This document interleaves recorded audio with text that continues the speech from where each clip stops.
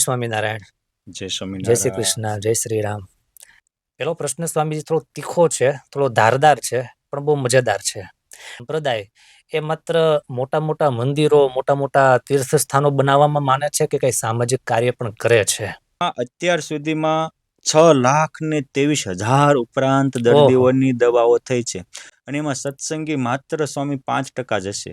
હા, ત્યાં હિન્દુ મુસલમાનનો પણ ભેદ રાખવામાં આવતો માનવતાને નથી. ધોરણે. માનવતાની નાતે અને પહેલું સ્વામી આ આટલા દર્દીઓની પાછળ વડતાલ મંદિરે 55 કરોડ ઉપરાંતનો ખર્ચો કર્યો છે. હવે વાત કરી કે વડતાલ સંસ્થાન કે એક બે તમે જે નામ લીધા, નાર સંસ્થા કે આ વાપી સલવાવ, એ 2-3 સંસ્થાઓ જ આ કાર્ય કરે છે કે અન્ય કોઈ સંસ્થાઓ આ સ્વામિનારાયણ સંપ્રદાયના આમાં પછી મૂળ સ્વામિનારાયણ સંપ્રદાય હોય કે પછી મૂળ સ્વામિનારાયણ સંપ્રદાયથી બહાર હોય એ લોકો પણ કાર્ય કરે છે? બધા જ કાર્ય કરે છે. સ્વામીને મેં પહેલા જ કહ્યું કે લોટમાં સ્વામિનારાયણ મીઠું ભગવાન, એટલું કે વધારે? સ્વામિનારાયણ ભગવાન છે એની માટે શતાનંદ સ્વામી સત્કાર્ય પ્રસ્તોત્રાય નમઃ, અહિંસા યજ્ઞ પ્રસ્તોત્રાય નમઃ, અનેક સત્કાર્યો, અનેક એવા યજ્ઞોના પ્રસ્તોતા ભગવાન સ્વામિનારાયણ. અને શિક્ષાપત્રી છે ને ભગવાન સ્વામિનારાયણની, એ રાષ્ટ્ર નિર્માણનું મૂર્તિમાન સ્વરૂપ છે, સમાજ નિર્માણનું મૂર્તિમાન સ્વરૂપ છે. એને ભગવાન સ્વામિનારાયણ નિજાત્માનમ બ્રહ્મરૂપમ જેવા ઓછા શ્લોકો લખ્યા છે. કેમ જીવવું એ પહેલા શીખવાડ્યું છે. પૂર્વે જે આચાર્યો થઈ ગયા ને સ્વામીજી, તો એને એના પ્રસ્થાંતરી પર ભાષ્ય રચ્યા અને બ્રહ્મ મીમાંસા અને જ્ઞાનની ચર્ચાઓમાં ભાષા ઘણી ગહન રહી છે. ભાષા ગહન રહી અને આમ સમજો આમ સમજો તો આમ ન્યા પહોંચશો. ત્યાં સ્વામિનારાયણ ભગવાનને આખો પોતાના જનની રીત ન્યારી દેખાડી, રાજ અક્ષરનો વાસી વાલો આવ્યા, પોતાની રીત આખી ન્યારી દેખાડી. શું કોકને એ બ્રહ્મચર્ચા જે પેલા પૂર્વે કરી હતી ને, એની ભગવાને બહુ ઓછી ચર્ચા કરી. આમ ચપટી વગાડીને બધાને અનુભવ જ કરાવી દીધો. એક સામાન્ય મલ્લા સ્વામી જેવા ગોપાળાન સ્વામી કે યોગ શીખવાડો ને, સ્વામી કે યોગ નું શું કામ છે? અરે યોગ સિદ્ધ થાય તો ઈશ્વરની અનુભૂતિ થાય. સ્વામી સીધી જ અનુભૂતિ કરાવી દીધી. એ કે લે હાલ અષ્ટાવરણ પાડે, મોજ કરી કે. એના પરમહંસો આ કામ કરતા હતા. પરંતુ મહત્વની વાત એ છે કે જે બ્રહ્મચર્ચાઓ પૂર્વ આચાર્યોએ કરી છે, એ પુરુષોત્તમ નારાયણના સાધુ અને એના અમુક પરોત બાપા જેવા, ગોરધન શેઠ જેવા હરિભક્તો પણ કરાવતા હતા. પરંતુ સામાન્ય માણસને કેમ જીવવું પડે, ક્યાં થૂકવું, કેવી રીતે સ્નાન કરવું, કેવી રીતે દવા વાપરવી, કેવો વિવાદ મૂકીને સંવાદ સાધવો, કેવી માનવતા રાખવી, મંદિરમાં જાવ તો કેવી રીતે જવું, રાજા પાસે જાવ તો કેવી રીતે જવું, ગુરુ પાસે જાવ તો કેવી રીતે જવું, માતા પિતા પાસેની સેવા કેવી રીતે કરવી, કોઈ ગરીબ ગુરબા હોય તો કેવી રીતે કરવી. આજે એક અપી ભૂરી ફલો કર્મ ધર્મ પેતા ભવ, કરોડ રૂપિયાનો લાભ થતો પણ ધર્મ રહિત હોય ન કરવું. આ જે નીતિમત્તા પ્રમાણે મજૂરનું શોષણ ન કરવું. મોટા ભાગના માણસો, આપણે ખ્યાલ છે ને કે સંસ્કૃતમાં માછલી નિર્ગલન ન્યાય આવે છે કે મોટા માછલા હોય ને નાના ખાઈ જાય અને પોષણ પામે. એમ આ સમાજમાં એવું છે, લગભગ મોટા હોય ને નાના શોષીને જ મોટા થયા હોય. ત્યારે પુરુષોત્તમ નારાયણ નાના બહુ પોષાય. આજે એનો સ્વામિનારાયણ સંપ્રદાયના સાધુઓ નાના બહુ પોષે છે. એટલે હવે તમારા પ્રશ્નનો વિશેષ ઉત્તર આપું છું કે આ 2-3 તો સેમ્પલ છે, આ ટ્રેલર છે, પિક્ચર તો બાકી છે એની જેવું છે. એવું તો એચજીપી ગુરુકુળ દ્વારા પણ મોટી હોસ્પિટલ ચાલે છે, અનેક આયુર્વેદિક હોસ્પિટલો ચાલે છે, ગૌશાળાઓ ચાલે છે, અનેક લોકોના મોટા રમવા માટે વિદ્યાર્થીઓના પ્લેગ્રાઉન્ડો પણ છે, ઉના પંથકમાં પણ છે, દેશ વિદેશમાં પણ અનેક સંસ્કાર કેન્દ્રો છે. મેં એક નોંધ જે ગુરુકુળ સંઘ દ્વારા બહાર પાડેલી એ મારી સ્મૃતિમાં થોડી આવે છે. કદાચ કોઈક આંકડામાં ક્ષતિ હોય તો હું પહેલાથી ક્ષમા પ્રાર્થી છું. પરંતુ જે ઉના ગુરુકુળમાં માધવજીવન સ્વામી, પહેલા માધવદાસ સ્વામી, એ ગુરુકુળ સંઘના સંચાલક હતા. ત્યારે પૂજ્ય કપિલ જીવન સ્વામી સલવાઓ આપી છે. પણ એ કહેતા હતા કે સ્વામી આજે 450 ઉપરાંત ગુરુકુળોમાં 4.5 લાખ ઉપરાંત વિદ્યાર્થીઓને સંસ્કાર સાથેનું શિક્ષણ સ્વામિનારાયણ સંપ્રદાય દ્વારા આપી રહ્યું છે. નાની મોટી 70 ઉપરાંત હોસ્પિટલો, નાના દવાખાનાઓ, મોટી હોસ્પિટલોથી લઈને થઈ રહ્યું છે. અને કેટલી એવી છે મોબાઈલ દવાખાના, ગામડે ફરતા હોય, જે આદિવાસી વિસ્તારોમાં કે ગરીબ વિસ્તારોમાં નિઃશુલ્કપણે ફરતા હોય. એટલે વિદ્યાર્થી સાથે આ બધું જ. અને સ્વામિનારાયણ સંપ્રદાય છે એ તો આખો કથા વાર્તાના પાયા ઉપર રચાણો. જે કુવામાં પાણી હોય એ ખેતર લીલું રહે, એમ જ્યાં કથા વાર્તાના અખાડા થતા હોય, લગભગ શાખાના પછી રાજકોટ ગુરુકુળ હોય, કુંડળધામ હોય, સરદાર ધામ હોય, સતશ્રી હોય, તો કન્ફર્ટ ઝોનથી બહાર નીકળીને સતશ્રી આજે મહાભારત, વિદુર નીતિ, ચાણક્ય નીતિ, ઉપનિષદો, રામાયણો, સંસારી રામાયણ સુધીના માત્ર સત્સંગી જીવન, ભક્ત ચિંતામણી, હરિલા કલ્પતરુ, હરિલા અમૃત કે હરિચરિત્રામૃત સાગર કે જનમંગલ જે વાતો સાંપ્રદાયિક ગ્રંથોની જ કરીશ, પણ આ માધ્યમે આજે અને એક રાષ્ટ્રીય કથા પણ કરી. કેટલી વિશાળ ભાવનાઓ છે, અને એને લઈને સત્સંગી બિન સત્સંગીમાં આખું એક કર્મના હિસાબનું, નીતિમત્તા અને પ્રામાણિકતાનું આખું વાતાવરણ સર્જાઈ રહ્યું છે. આજે બહુ મોટું કાર્ય છે, કારણ કે એક કોમન બાબત છે, કથાકાર, કલાકાર અને પત્રકાર દોરે ત્યાં સમાજ જાય. આ હારા હોય તો સારું થાય. આ ત્રણ કાર હારી હોવી જોઈએ. આ ત્રણ કાર હારી હોવી જોઈએ. નગર અમુક કથાકાર પાટે બેરીને કથા, સૂતકની શું જરૂર છે? એકાદશી નથી રહેવાની જરૂર. એકાદશીની શું જરૂર છે? શમશાનમાં લગ્ન કરી આવો, આવું બોલનારા છે. તો આવા કથાકારોથી રાષ્ટ્રનું નિર્માણ ન થાય, સમાજનું નિર્માણ ન થાય. એ ઉપર દેખાય ખરો, પણ એ સમાજ ખોખલો હોય. કેમ જે એ પ્રવક્તા ખોખલો છે.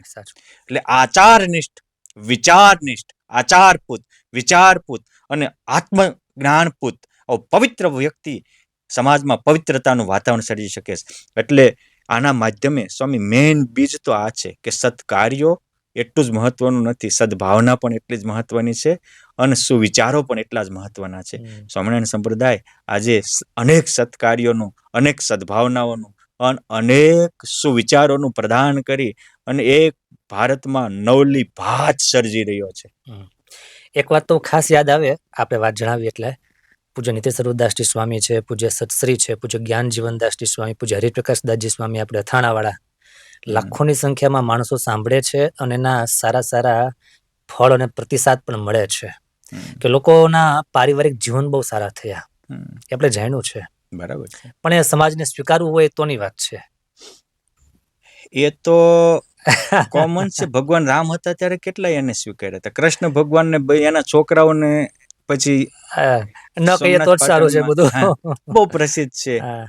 જન્મિષ્યંતિ યદમૂઢમ મુસલમ કુલ. એટલે જ્યારે વ્યક્તિ જે નિસ્વાર્થ ભાવે જનહિતના કાર્ય કરતા હોય, એનો વિરોધી થાય, એની મસ્કરી કરનારો થાય, ત્યારે સમજવાનું ત્યાં યાદવા સ્થળી થાય છે. સમાજનું પતન છે. એ સમાજનું પતન છે. એક મીરાનું અપમાન એ મારવાડને વર્ષો સુધી અન્ન દાંતને વેર કરાવી એવી દિશા સર્જી હતી. એક નરસિંહાનું અપમાન આખી નાગરી નાતને બહુ ઝાઝા સમય સુધી દુઃખ વેઠવું પડ્યું. એક વિભીષણને કાઢી મૂક્યો, આખો લંકાનો વિનાશ થઈ ગયો. એક વિદુરજીનું અપમાન કર્યું, આખો કૌરવકુળનું નિકંદન નીકળી ગયું. જ્યારે સારા માણસોનું માણસ અપમાન કરતો થાય છે, એની ટીકા નિંદા કરતો થાય છે, એટલે ભગવાન સ્વામિનારાયણે તો સત્કાર્ય અને અસત્કાર્ય, ધર્મ અને અધર્મ એની વ્યાખ્યા જ આ કરી કે જે ગુણ લેશે એ ધર્મી છે, અવગુણ લેશે એ ધર્મી છે. આ કેવડું મોટી ધર્મ અધર્મની વ્યાખ્યા એક વાક્યમાં, એક જ વાક્યમાં. કેમ જે પરમાત્મા હતા એટલે આવું વાક્ય આપી શકે. આપણે વાત કરી કે જે કાર્ય થાય છે એમાં શિક્ષાપત્રી બહુ સેન્ટર મુદ્દામાં છે. એમાં સર્વ જ વિતાવો એવું કંઈક સ્લોગન પણ છે એમાં, કે બધા જ વિતાવ થાય. તો શિક્ષાપત્રી માટે સરદાર વલ્લભભાઈ પટેલનો કંઈક અભિપ્રાય પણ એ વખતે બહુ પ્રસિદ્ધ થયેલો. હા, આજે પણ સરદાર વલ્લભભાઈ પટેલ માટેને જે અનેક, આજે તો એમની 150મી જન્મ જયંતિનું વર્ષ ચાલી રહ્યું છે, ઓક્ટોબર. હા, એ તો ગઈ, પણ એ વર્ષ નિમિત્તે આજે એના જે દેશને એક કર્યો, અખંડ ભારત આપણે બધા બોલતા હતા, પણ એને ખંડમાંથી અખંડ એને કર્યો, કારણ કે ટુકડા હોય એટલે એનો વિનાશ જ થાય. 562 રજવાડા બહુ મોટી વાત હતી. પરિવારના 5 છોકરા ન સમજાઈ શકતા, 5 હાઉના ઝઘડા ઘરના નથી પતાવી શકતા, પરના ક્યાંથી પતે? એ તો ઈશ્વરનું કાર્ય હતું, એમાં રહીને પરમાત્માએ એ કાર્ય કરાવ્યું. અને એટલે તો એની શ્રદ્ધાંજલિ માટે સ્ટેચ્યુ ઓફ યુનિટી મોદી સાહેબે આપ્યું, ખરેખર યોગ્ય સરદાર સાહેબની શ્રદ્ધાંજલિ આપી છે ને, ન્યાય આપ્યો છે. અને એ સફેદ કપડે સાધુ હતા, એ વિતરાગી પુરુષ હતા. પરંતુ મહત્વની વસ્તુ છે કે એને 2 સ્ટેટમેન્ટ આપ્યા છે સ્વામિનારાયણ સંપ્રદાય. એક તો એ છે કે સ્વામિનારાયણ ભગવાને લખેલી શિક્ષાપત્રી જો આ લોકો પાળે તો આજે આપણે ભારતમાં વ્યવસ્થિત સ્વતંત્ર ચાલે. એની માટે કરોડો રૂપિયાનો ખર્ચો કરવો પડે છે અને પોલીસ તંત્રને આપવું પડે છે, એ નહીવત થઈ જાય. ભારત આખો દેવામાંથી બહાર, બહુ મોટો ખર્ચો એ છે. હા, 50% ઊભો રહેશે દેશ હા. સુરક્ષાનો ખર્ચો. હા, અને બીજું સ્ટેટમેન્ટ એનું એ હતું કે સ્વામિનારાયણ સંપ્રદાયના જ્યાં જ્યાં મંદિરો છે, એમના જે સત્સંગીઓ છે, ત્યાં અમારે ક્યાંય પોલીસ અફસરોની જરૂર નથી પડતી. સ્વયંભૂ શિસ્ત છે. સ્વયંભૂ શિસ્ત છે. બિલકુલ. એ સ્વયંભૂ શિસ્ત ભગવાન સ્વામિનારાયણ અને એના પરમહંસો.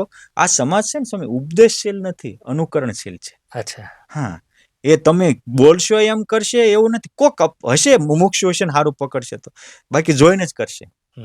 એટલે ગુરુકુળમાં તો અમે જોયું હોય કે સંતો માર્ગ સ્નાન કરતા હોય એટલે 400-500 વિદ્યાર્થીઓ માર્ગ સ્નાન કરે, અને માર્ગ સ્નાન ઉનાળાનું શિયાળામાં કર્યું હોય અને ઉનાળામાં પિત્ત ન થાય. વાહ.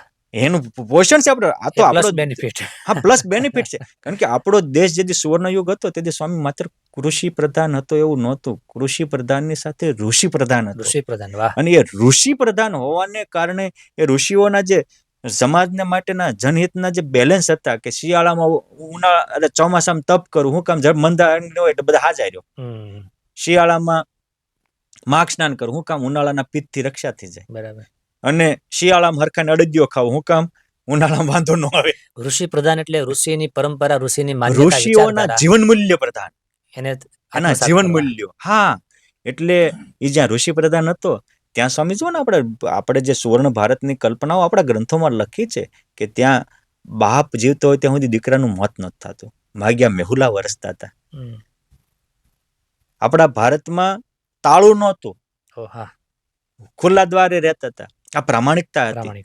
હા, અને સ્વામી એક કોમન બાબત છે કે જ્યાં બહુ અશ્લીલ સાહિત્ય વંચાતું હોય અને અશ્લીલ આ મીડિયાના માધ્યમથી જોજો કરતા હોય, સમજવાનું કે આખા સમાજનું નૈતિક પતન થઈ ચૂક્યું છે. બિલકુલ. નૈતિક પતન થાય પછી લોકો અશ્લીલ તરફ વળે છે.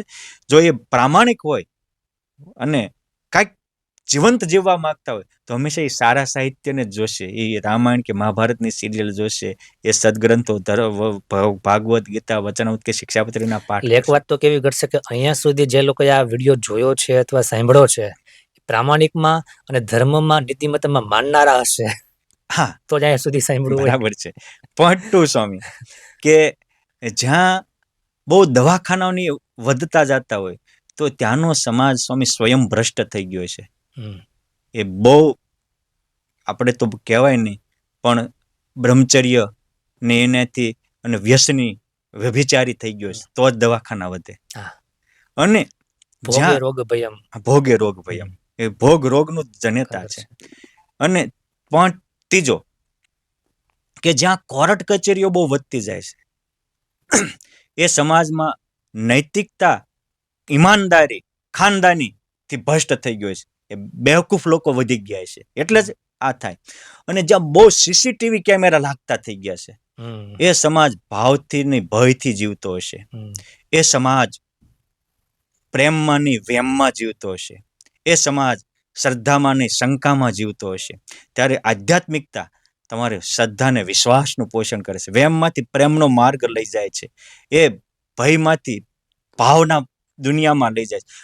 સાધુનું મુખ્ય કર્તવ્ય છે સમાજને નિર્ભય કરવો, નિડર કરવું.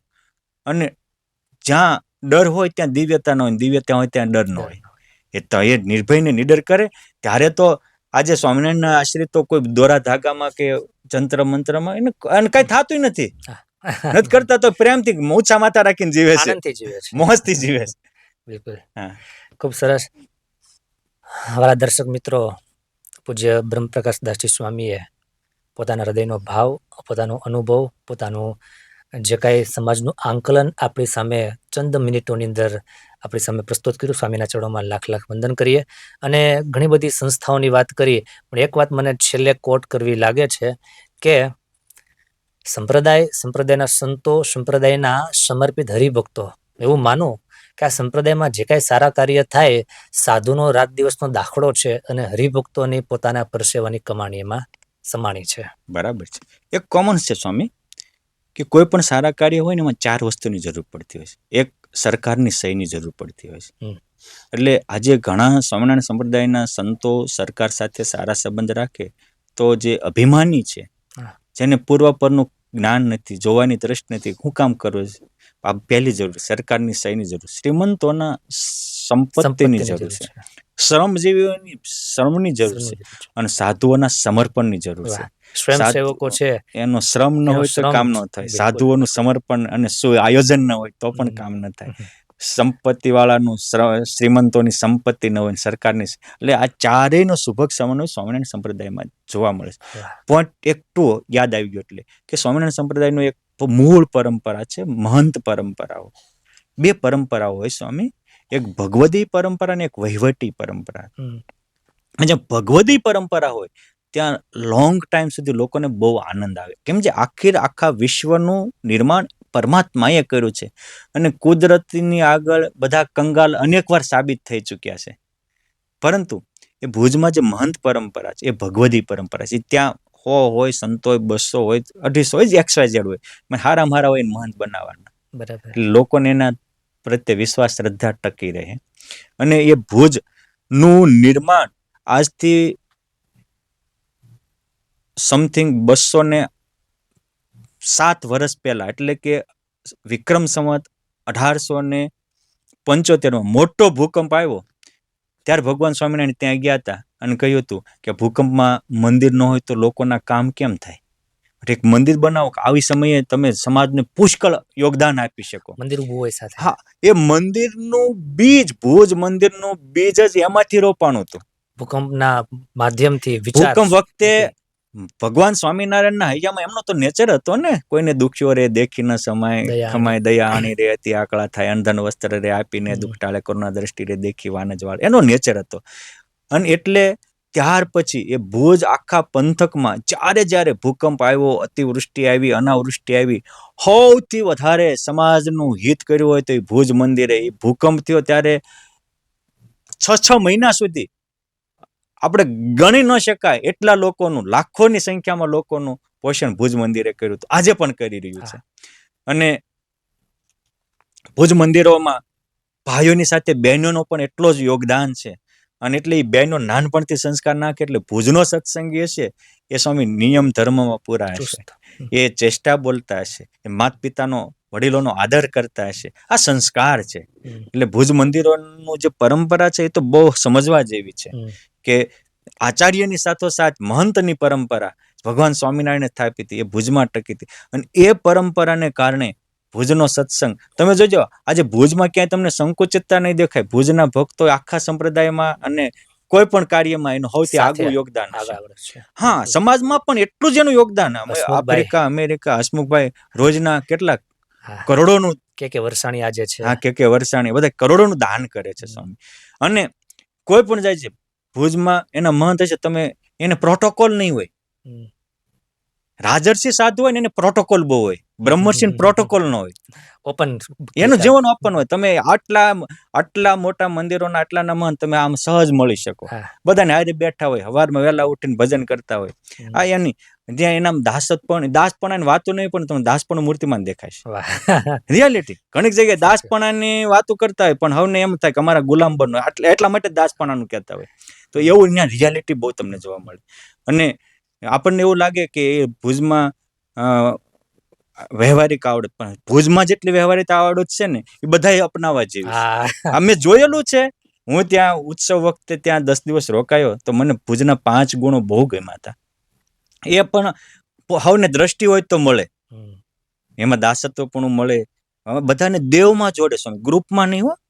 અને એટલે એ સ્વામિનારાયણના નામે જે કોઈ આવે એને બધાની સહાય કરે. તમે ભુજના સત્સંગીઓ હોય એ ભુજ મંદિરે જતા હોય અને બીજા કોઈ સંતો પાસે જતા હોય તો કોઈ દિવસ ભુજના મહંત એમ ન કે ત્યાં ચામનો ગયો, હું એમ કે આપણે પુરાણી સ્વામી જવાય કે એને સેવજે, એને સેવજે, એને સેવજે. હા, ઘનશ્યામ જીવન સ્વામી જે મળદા બેઠા કરે એવા સાધુ હતા, એને સેવજે એમ કે. એને આજે બહુ મહત્વનો મુદ્દો છે. અને અહીંયા કોકને જોડા નથી કે ભુજ હું કામ ગયો, એ વિશાળતા જ કદાચ એની શક્તિનું કારણ હોઈ શકે. હા, ભગવાનનો રાજીપો એટલે છે. એટલે ભુજમાં ભગવાન હારે વાતો કરનારા અનેક સંતો હતા ને એ પરંપરા એટલે જીવતી રહી. કેમ છે ભગવાનના ગુણો ત્યાં આવ્યા છે. ભગવાનના ગુણો આવીને સ્વામી સંકુચિતતા ન હોય. હરિના જનતે હરિને ગુણ યુક્ત છે. છોકરો મોટો થાય એટલે એની ઈચ્છા હોય કે ન હોય દાઢી મૂછું ઉગે, અને 85+ જાય એટલે એની ઈચ્છા હોય કે ન હોય મારી જેમ કાળા મટીને ધોળા થાય. એમ ભગવાનનો નિશ્ચય થાય, એમાં ભગવાન જેવી કરુણા, ભગવાન જેવી દયા, ભગવાન જેવી વિશાળતા આવે. આજે સંકુચિતતા અને ગ્રુપમાં જોડે છે ને, ખામી ભગવાનની નિષ્ઠામાં છે. સ્વામી એ સકામ છે, એટલે એને એમ થઈ જાય છે કે મારા વાળાનું કેટલું અલ્પા વહી જાય છે તો મારો રૂપિયો દેનારો ને આખી પડ્યો હોય, મલપા પેટમાં પૈસો પડ્યો હોય ઊંડાણ. એટલે આ પણ સમજવા જેવું છે કે એક આદર્શ સાધુ સમાજ એક સત્સંગ માટે પરસ્પર અંદરો અંદર પ્રેમ, સેતુ અને લાગણી, અને મોટા ભાગના સમાજમાં છે જ. આ કોક જગ્યાએ આવું કંઈક દેખાઈ રહ્યું છે, એવા હેતુથી કે ભાઈ આપણી પરંપરાને વળગી અને આપણે મૂળ પરંપરાને ઉજાગર કરીએ, અને આટલી વિશાળતા ભગવાનના નાતે આપણે બધાનો સ્વીકાર કરીએ, ભગવાનના સંબંધથી બધામાં સદભાવ રાખીએ, ભગવાનના સંબંધથી બધાની સેવા કરીએ, અને મોજ કરીને અક્ષરધામમાં જઈને લીલા લહેર કરીએ. બસ એટલો જ માત્ર માંથી આપણે વિચાર લઈ શકાય કે જે કહીએ છીએ કરીએ. બરાબર, મેઇન મુદ્દો આટલો છે, કહીએ છીએ કરીએ. બરાબર. ખૂબ સરસ, ખૂબ આનંદ આવ્યો, અને સ્વામી સાથે વાતો કરતા કલાકોની કલાકો ઓછી પડે, પણ ફરી પાછા આપણે આવી જ રીતના કોઈ સારી સંત ગોષ્ઠીમાં, બેઠકમાં આપણે સૌ કોઈ સાથે મળીશું. પણ આજે એટલી છેલ્લી એક વાત મારે કરવી ઘટે કે સ્વામિનારાયણ સંપ્રદાય, આ સંપ્રદાયના સંતો, આ સંપ્રદાયના હરિભક્તો સમાજના કાર્યો કરતા આવ્યા છે, કરતા રહ્યા છે ને કરતા રહેશે. સમાજના કોઈ માણસો કદાચ એમનો વિરોધ કરે, એને કારણે આ સંતો કે આ હરિભક્તો ક્યારે બંધ થવાના નથી. એટલે સ્વામી તમે જુઓ, આજે સરકારને કોઈ પણ કામ કરવું હોય ને તો પહેલા સ્વામિનારાયણના સંપ્રદાયને પકડે, યાદ કરે. ગમે ત્યારે અતિવૃષ્ટિ હોય, પૂર રેલી આવે તો ત્યાં ગુરુકુળમાં કે વડતાલમાં, પોતે ન પહોંચી શકતા હોય ત્યાં સંતોને મોકલે. યુક્રેન સુધીના ઠેઠ. અને તમે વિચાર તો ખરો સ્વામી, આપણે એમ થાય છે કે મુસલમાનોએ મંદિરો તોડ્યા, એ મૂર્તિ પૂજાના વિરોધી હોય. એક સ્વામિનારાયણની શાખાના સંતો ગયા અબુધાબીમાં, હજારો મુસલમાનો સ્વામિનારાયણના મંદિરે આવીને વંદન કરતા થઈ ગયા. આ કોઈ સામાન્ય વસ્તુ નથી. તમારી આંખે પટ્ટી બાંધી હોય રાગ દ્વેષની, અને સ્વામી આ નિયમ એવો છે કે તમારે સિદ્ધાંતના નામે પોષવો એટલો અહંકાર પોસાય, અને સિદ્ધાંતના નામે ઓંકવો એટલો રાગ દ્વેષ ઓંકાય. પણ એ સ્વામિનારાયણની રીતિ નહીં. એ સ્વામિનારાયણ ના હોય એમાં ઈ ન હોય. સ્વામિનારાયણ ભગવાનને શંકરાચાર્યનું હારું હતું તો એમાંથી પંચાયત અને દેવ સ્વીકાર્યા. વલ્લભાચાર્યજી મહારાજનું હારું હતું તો એમાંથી ભાવના અને ભક્તિની રીતિ સ્વીકારી. રામાનુજાચાર્યજી મહારાજનું સારું હતું તો એમાંથી વિશિષ્ટાદ્વૈત જ્ઞાન સ્વીકાર્યું. નિંબાર્કાચાર્ય મધ્વાચાર્યજીનું હારું હતું તો એમાંથી ગોલોકો ધામ છે તો એ ધામની વિભાવનાઓ સ્વીકારી. અને વલ્લભાચાર્યજીનું ભાગવતજી હારું હતું તો જ્ઞાન રામાનુજાચાર્યનું સ્વીકાર્યું, પણ એ વિષ્ણુ પુરાણ નું સ્વીકાર્યું, પુરાણનું પાછું ભાગવત પુરાણ સ્વીકાર્યું. પરંપરા. અને રામાનંદાચાર્ય જે ઉત્તર ગુજરાતમાં, ઉત્તર ભારતમાં જે હતી, એ અમારી સાધુની ભગવાનની કપડા પહેરવાની, પત્તર તુમડાની, જ્યાંથી સારું મળ્યું ત્યાંથી બધું જ સ્વીકાર્યું. એટલે મારું એ સારું, બીજું નઠારું એ સ્વામિનારાયણ નો ન હોય, સારું એ મારું એ સ્વામિનારાયણ નો હોય. વાહ વાહ, ખૂબ ખૂબ ધન્યવાદ. ફરી પાછું કહીશ, જેટલી વાત કરીએ એટલી ઓછી છે, પરંતુ આટલી વાતમાંથી પણ ઘણું બધું સાંભળવા અને સમજવા મળે છે. ખાસ કરીને સ્વામિનારાયણ સંપ્રદાયના સંતો અને હરિભક્તો, એમને માટે આનંદ થાય, ગૌરવની લાગણી અનુભવાય, અને વિશેષમાં કે કોઈ વિરોધી હોય અથવા તો અજ્ઞાની જીવ હોય અથવા તો જેને ખ્યાલ ન હોય અને કઈ વાત કરતા હોય, એને માત્ર એક આ લિંક આપી દઈએ, પોડકાસ્ટ ખાલી આપી દઈએ, ખાલી આ ગોષ્ઠી આપી દઈએ, તો પણ એને ઘણું બધું ક્લિયર થઈ જાય. પછી હવે વિરોધ જ હોય, દ્વેષ હોય અને ન માને એ વાત આખી અલગ છે ને, તો આપણે કઈ ન કરી શકીએ. હાથી ચાલ અપની ચાલ મેં, કુતરિયા ભૂક્યો વાકો ભૂકને દો. આ ન્યાયે આપણો સંપ્રદાય, સ્વામિનારાયણ સંપ્રદાય, કાયમને માટે સમાજની બહુ મોટી સેવા કરતો રહ્યો છે. પૂજ્ય સ્વામીએ ઘણા બધા સ્થાનોની વાત કરી, એ સિવાય પણ ઘણા બધા સ્થાનોની માહિતી અમારા સુધી કદાચ છે, પરંતુ અત્યારે સમયનો અભાવ છે, ફરી પાછી લેશું. અને તમારા ધ્યાનમાં પણ કોઈ એવી માહિતી હોય તો અવશ્ય આપ કોમેન્ટમાં લખી શકો છો કે સ્વામિનારાયણ સંપ્રદાય એણે આ કાર્ય પણ વિશેષ સારું કર્યું છે, જે કદાચ આજે અમારે સમયના અભાવે લઈ શકા ન હોય. ફરી પાછું આપણે યાદ કરીશું, અને આવા નવા સારા સારા વિચાર સાથે, વિમર્શ સાથે ભેગા થતા રહીશું, સારું સાંભળતા રહીશું અને સારું કરતા રહીશું. અને છેલ્લે એક નાનો એવો ડોટ્સ મૂકીને આપણે આ પોડકાસ્ટને પૂરો કરવો છે કે સંપ્રદાય 1 લાખ સારા કામ કરતા હોય અને કદાચ કોઈ એકલ દુકલ વ્યક્તિ એ કદાચ એકાદ બે ભૂલ કરતી હોય તો એ સભ્ય સમાજ, ડાયો સમાજ ધ્યાન પર ન લે. હંમેશાને માટે કાગ વૃત્તિમાંથી બહાર આવી અને હંસ વૃત્તિનું ગ્રહણ કરી અને પોતે પણ આનંદથી જીવે અને સમાજમાં પણ આનંદનો પ્રચાર કરે. એ શબ્દોની સાથે આજના પોડકાસ્ટને ભગવાનના ચરણોમાં સમર્પિત કરીએ છીએ. આપ સૌ હરિભક્તોને જય સ્વામિનારાયણ. વંદે માતરમ. જય સ્વામિનારાયણ.